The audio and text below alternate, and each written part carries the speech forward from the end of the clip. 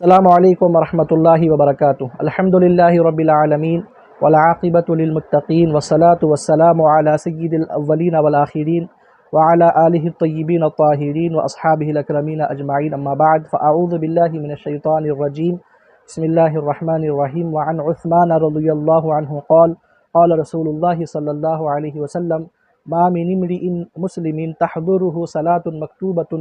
فيحسن وضوءها وخشوعها وركوعها إلا كانت كفارة لما قبلها من الذنوب ما لم يؤتي كبيرة وذلك الدهر كله، رواه مسلم۔ قابل احترام ناظرین و سامعین محترم، درس حدیث زجاجۃ المصابیح میں کتاب الطہارت کی حدیثیں آپ کے گوشے گزار کی جا رہی ہیں۔ اس حدیث پاک میں کامل وضو اور وہ نماز جو خشوع و خضوع کے ساتھ ادا کی جاتی ہے اس کی فضیلت کو بیان کیا جا رہا ہے۔ حدیث پاک کے راوی حضرت عثمان رضی اللہ عنہ ہیں۔ آپ فرماتے ہیں کہ اللہ کے رسول صلی اللہ علیہ وسلم نے ارشاد فرمایا کہ ما من امرئ مسلم تحضرہ صلاۃ مکتوبۃ، کہ کوئی مسلمان ایسا نہیں ہے کہ جس کے پاس نماز کا وقت جب قریب آتا ہے فیحسن وضوءها، پس وہ اپنے اس نماز کے وضو کو جب وہ اچھا کرتا ہے، یعنی کہ عمدہ طریقے سے کامل طریقے سے وضو کو مکمل کرتا ہے اس کے فرائض، سنن اور مستحبات کے ساتھ، پھر اسی طرح وخشوعها، اس نماز کے خشوع کو بھی وہ اچھی طریقے سے ادا کرتا ہے۔ مطلب یہ ہے کہ اچھا خشوع و خضوع کے ساتھ وہ اپنی نماز کو ادا کرتا ہے۔ تو عزیزان محترم، خشوع کا معنی مفہوم کیا ہے؟ ہم جہاں بھی نماز کا تذکرہ آتے ہیں خشوع کے ساتھ نماز کو ادا کیا جانا چاہیے۔ اس طرح نصیحت قرآن مجید کی آیات بینات میں بھی اور احادیث شریفہ میں بھی ہم کو جا بجا کی گئی ہے۔ اب آئیے خشوع کا معنی جانتے ہیں۔ خشوع کہتے کس کو ہیں؟ تو بتلایا گیا کہ نماز کے ہر رکن کو اچھی طریقے سے ادا کرنا چاہیے اطمینان کے ساتھ، اور نماز کی ہر رکن میں تواضع و انکساری کی جو سنا وہاں پر زیادتی ہونی چاہیے، یعنی کہ انتہائی زیادہ تواضع و انکساری کے ساتھ، عاجزی کے ساتھ اللہ کی بارگاہ میں اپنے آپ کو غلام تصور کرتے ہوئے ہر رکن کو ادا کرنا چاہیے۔ ایک خشوع کا معنی یہ بتلایا گیا، اور دوسرا معنی بتلایا گیا کہ خشیت قلب، یعنی کہ دل میں اللہ کا خوف ڈر لے کر ہم کو نماز ادا کرنا چاہیے، اور اسی طرح ساتھ ساتھ اپنی آنکھوں کو سجدے کے جگہ پر ہم کو رکھنا چاہیے، یعنی کہ ہر رکن میں اپنی نگاہ اور آنکھوں کو کہاں رکھنا چاہیے اس کی تفصیل ہے۔ تو عزیزان محترم، جس رکن میں جہاں پر آنکھیں اپنی نگاہیں رکھنا ہے اس طرح اپنی نگاہوں کو رکھے، اور اپنی تمام تر فکر ہم نماز کے لیے رکھ دیں، یعنی کہ دنیا کے تمام فکروں کو چھوڑ کر اپنی کاروبار، اپنی نوکری، اپنا گھر، جتنے بھی تمام تر اپنے افکار ہیں دنیا کے، اس کو تمام کو چھوڑ کر اپنی تمام فکر اللہ کی طرف متوجہ کر اور اس نماز میں اللہ کے سوا کا تمام چیزوں کا خیال نکال کر اللہ ہی کی طرف متوجہ ہو کر نماز پڑھنا، یہ خشوع کے معنی و مفہوم میں شامل ہے۔ اور ایک بات یہ بتلائی گئی ہے کہ خشوع میں یہ بات بھی داخل ہے کہ کوئی شخص نماز میں اپنے کپڑوں کو نہ سدھارے۔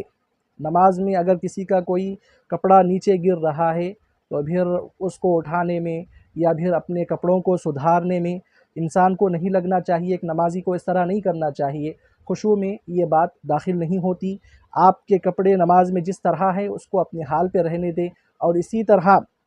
ادھر ادھر نہ دیکھنا بھی یہ خشوع و خضوع میں شامل ہے، اور بیکار کام کرنے سے بچنا چاہیے، اور جمائی لینا اور اپنی آنکھیں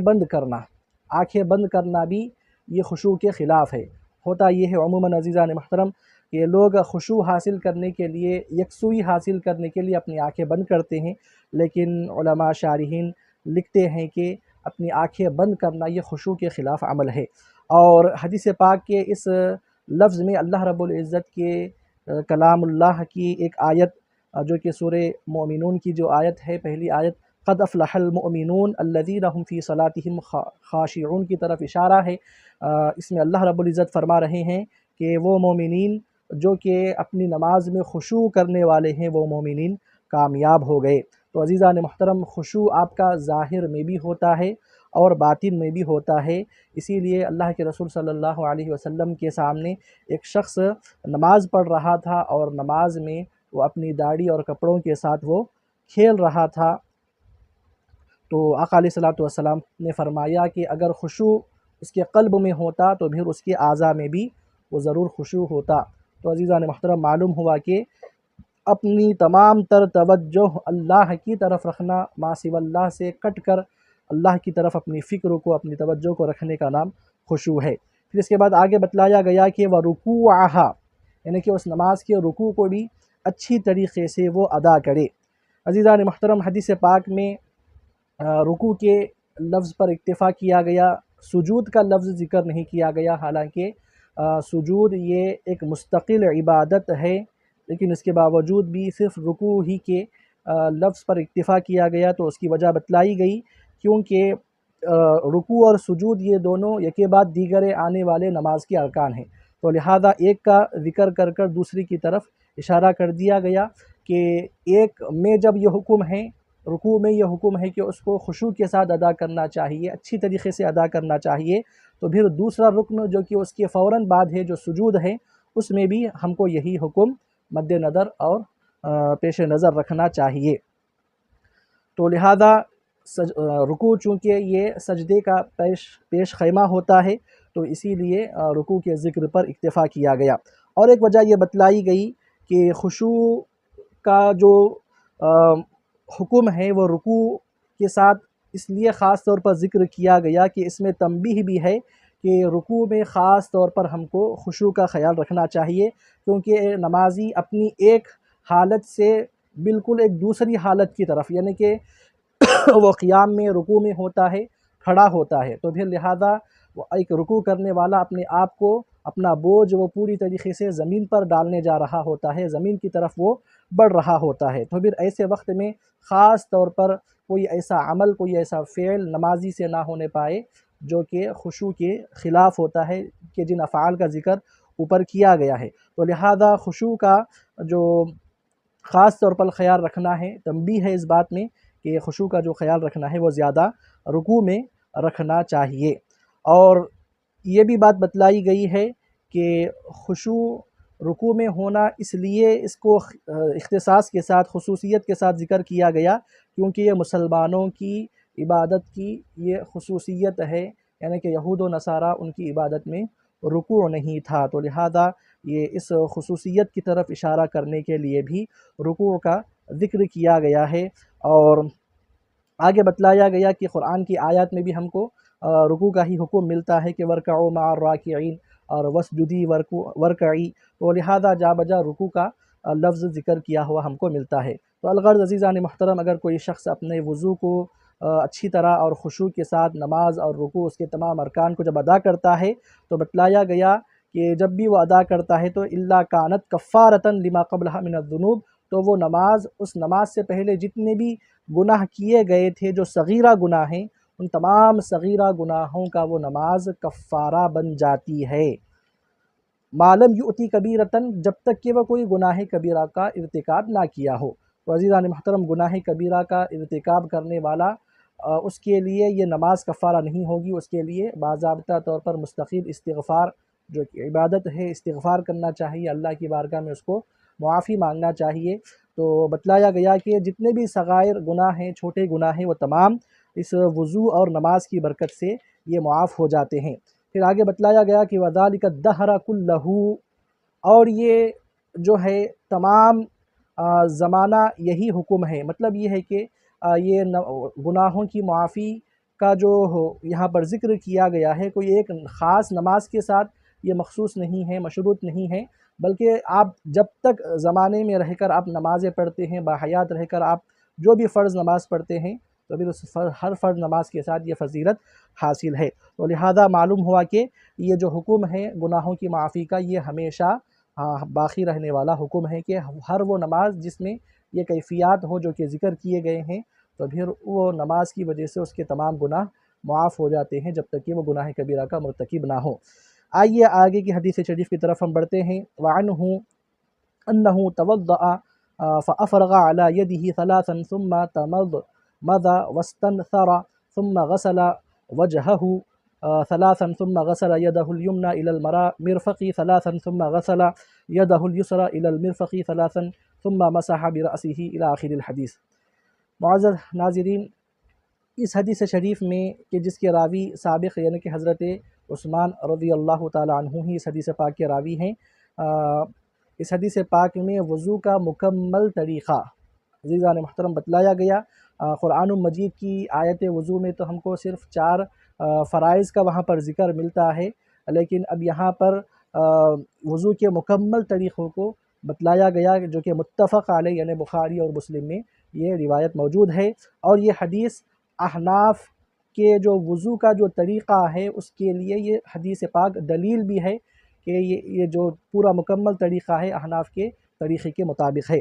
تو بتلایا گیا کہ حضرت عثمان رضی اللہ عنہ نے آپ نے وضو کیا، فأفرغ علی یدہ ثلاثا، آپ نے اپنے دونوں ہاتھوں پر کلائیوں تک آپ نے 3 مرتبہ آپ نے پانی بہایا، ثم تمضمض،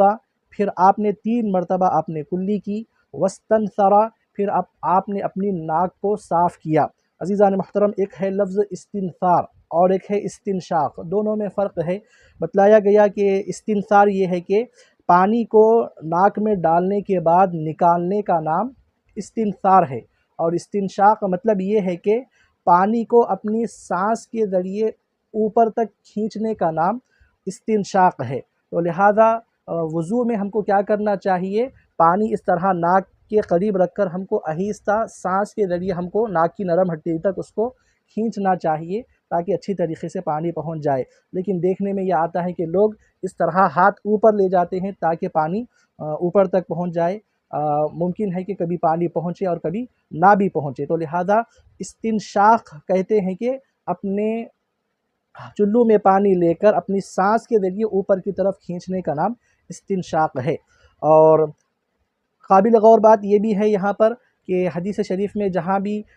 سر کے مسح کو چھوڑ کر جتنے بھی اعضاء کا ذکر کیا گیا ہے اور تمام اعضاء میں 3 مرتبہ کا جو عدد ہے وہ ذکر کیا گیا ہے۔ تو لہذا علماء کا اس بات پر اجماع ہے کہ اگر وہ 3 مرتبہ میں ہر مرتبہ آپ نے اس طرح دھویا عضو کو کہ یہ پورا مکمل استیعاب ہوا، احاطہ ہو گیا، تو پھر 3 مرتبہ سے زیادہ دھونا یہ مکروہ عمل ہوتا ہے۔ تو بتلایا گیا کہ حضرت عثمان رضی اللہ عنہ نے استنثار یعنی کہ اپنی ناک کو آپ نے صاف کیا، پھر ثم غسل وجہہ، پھر آپ نے اپنے چہرے کو 3 مرتبہ، ثلاثا 3 مرتبہ آپ نے اپنے چہرے کو دھویا، یعنی اپنے تمام ظاہری چہرے کو آپ نے 3 مرتبہ دھویا۔ ثم غسل یدہ الیمنی الی المرفق ثلاثا، پھر آپ نے اپنے سیدھے ہاتھ کو کونی کے ساتھ، کونی کے سمیت آپ نے 3 مرتبہ آپ نے دھویا۔ ثم غسل یدہ الیسری الی المرفق ثلاثا، پھر آپ نے اپنے بائیں ہاتھ کو کونی کے ساتھ 3 مرتبہ دھویا۔ ثم مسح برأسہ، پھر آپ نے سر کا مسح آپ نے فرمایا۔ عزیزان محترم، سر کے مسح میں کوئی عدد کا ذکر نہیں ہے، تو لہذا احناف کی یہ حدیث پاک دلیل ہے کہ سر کا مسح ایک ہی بار ہونا چاہیے۔ اگر یہاں بھی 3 مرتبہ کیا جائے تو وہ مسح باقی نہیں رہتا بلکہ وہ غسل ہو جاتا ہے، تو لہذا 1 مرتبہ سر کا مسح ہونا چاہیے۔ اس بات پر دلیل یہ حدیث پاک موجود ہے۔ اور دوسرے فقہا کے پاس بعضوں نے کہا کہ سر کا مسح بھی 3 مرتبہ ہونا چاہیے، لیکن ایسا نہیں ہے، سر کا مسح بھی ایک ہی مرتبہ ہونا چاہیے۔ ثم غسل رجلہ الیمنی ثلاثا، پھر آپ نے اپنے سیدھے پاؤں کو، دائیں پاؤں کو آپ نے 3 مرتبہ آپ نے دھویا۔ ثم الیسری ثلاثا، پھر آپ نے اپنے بائیں پاؤں کو 3 مرتبہ آپ نے دھویا۔ ثم قال، پھر آپ نے کہا رأیت رسول اللہ صلی اللہ علیہ وسلم، کہ میں نے اللہ کے رسول صلی اللہ علیہ وسلم کو دیکھا، توضأ، کہ آپ نے وضو کیا۔ ثم قال رأیت رسول اللہ صلی اللہ علیہ وسلم توضأ نحو وضوئی، یعنی کہ آپ نے فرمایا کہ میں نے اللہ کے رسول صلی اللہ علیہ وسلم کو میرے اس وضو کی طرح میں نے وضو کرتا ہوا دیکھا۔ تو یعنی عزیزان محترم، حضرت عثمان رضی اللہ عنہ وضو کر بتا رہے ہیں صحابہ کو کہ، اور فرما رہے ہیں کہ میں نے حضور پاک صلی اللہ علیہ وسلم کو اس طرح وضو کرتے ہوئے دیکھا۔ ثم قال، پھر آقا علیہ الصلوۃ والسلام نے اپنا اس طرح وضو کر آقا نے فرمایا کہ من توضأ وضوئی ھذا، کہ جو کوئی بھی شخص میرے اس وضو کی طرح وضو کرتا ہے، میرے وضو کی طرح جب وہ وضو کرتا ہے، ثم یصلی، پھر وہ 2 رکعت نماز جو کہ تحیۃ الوضو کے نام سے پڑھی جاتی ہے نفل نماز، جب کہ کوئی مکروہ وقت نہ ہو، جب وہ 2 رکعت نماز ادا کرتا ہے اور لا یحدث نفسہ فیہما بشیء، پھر وہ اپنے دل میں کوئی بات نہیں کرتا، یعنی کہ اپنے دل میں کوئی وسوسے کو وہ نہیں پیدا کرتا۔ ہاں وہ وسوسہ اگر خود سے وہ پیدا نہیں کیا بلکہ وہ یوں ہی آ گیا، اس کا کوئی عمل دخل نہیں تھا وسوسے کو لانے میں، تو بتلایا گیا کہ پھر وہ اپنے دل سے بات نہیں کرتا، مطلب یہ کہ وہ کوئی وسوسہ اپنے دل میں وہ پیدا نہیں کرتا خود سے، تو غفر لہ ما تقدم من ذنبہ، تو جو کوئی بھی شخص اس طرح وضو کر 2 رکعت نماز جب وہ ادا کرتا ہے تو پھر اس کے تمام سابقہ گناہ معاف ہو جاتے ہیں۔ متفق علیہ حدیث ہے۔ عزیزان محترم، اس میں احناف کے مطابق وضو کا طریقے کو بتلایا گیا۔ آخر میں اللہ کی بارگاہ میں دعا ہے مولا کریم ہم کو ان حدیث پر عمل کرنے اور سمجھنے کی توفیق عطا فرما۔